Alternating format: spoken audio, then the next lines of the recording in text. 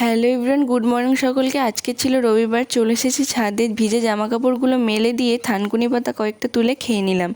এসে ঘর গুছিয়ে নিলাম। আজকের পিসে মশাই এনেছিল ইলিশ মাছ, তাই পিসে ইলিশ মাছ ভাজছিল যখন ঘরটা পুরো গন্ধে মম করছিল।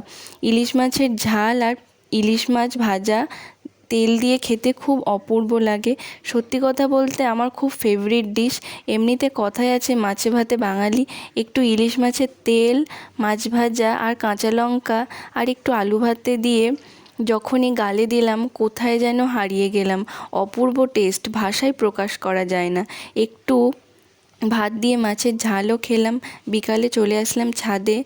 এসে দেখি একটা লঙ্কা হয়েছে। গোবর আর খোল পচা জল খেতে দিলাম। আর আজকে সন্ধ্যায় পিসির বাড়িতে কাকিমা এসেছিল।